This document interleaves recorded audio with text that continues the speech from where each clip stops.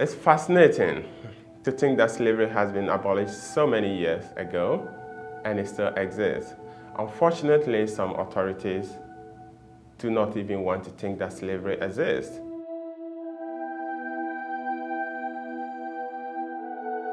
Slavery, this is a very old word around the world. The phenomenon of slavery exists.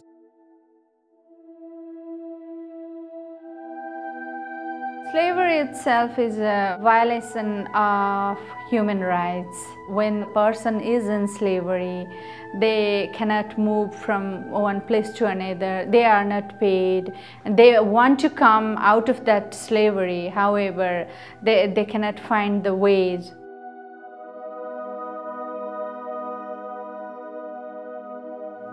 Slavery is affecting our nation, but unfortunately it is not realized by the governance now.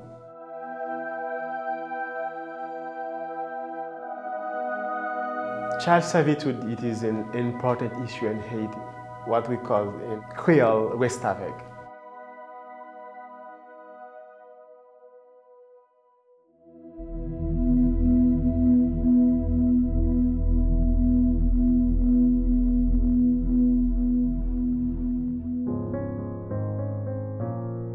In Nepal, there are various types of slavery. A traditional type of slavery, which is now abolished by the law.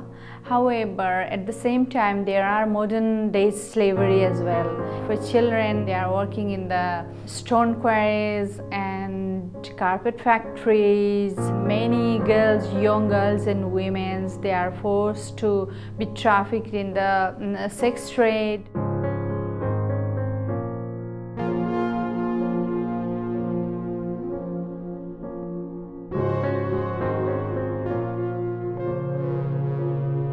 When you just visit a mine site, you are going to see hundreds of people who are working. When you see them, you cannot know what's in their hearts. So when you speak to them, then you see people who have so many problems. You are going to discover that they have debts. Some of them have submitted sexual act before they get jobs, and so many other human violations. For adults, they may have taken some amount of money from people they call sponsors, but in return, they are expected to work for these masters or sponsors for as long as they are able to repay the debt. But there is a scheme in place where you can never really repay these debts, because the more you work, the more they continue to add you money, so you are permanently trapped in that kind of situation. In some mines, you can see children, you can see women, you can see men, you can see young men, and all ages are really involved in working in very hard conditions. In fishing communities, often you will see children who are engaged in fishing by themselves unaccompanied, working from dusk to dawn to catch fish that they don't even serve them on their meal. When you see children fishing on the lake, at first sight, you question yourself, is this really happening?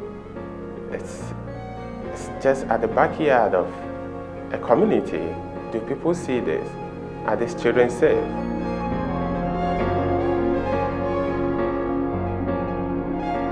There are two words to explain ressemble: separation and exploitation. The kid is separated from his family and he is exploited by another one for housework. Sometimes you can see with their clothes, and you can see injured in their skins.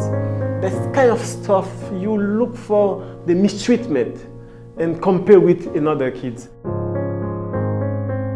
Originally, I trained as a professional teacher.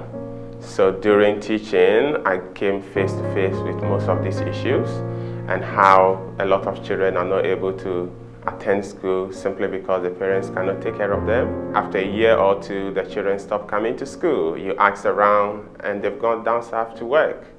In most cases, parents compare the situation. They have to see hope in the community before deciding to retrieve their kids.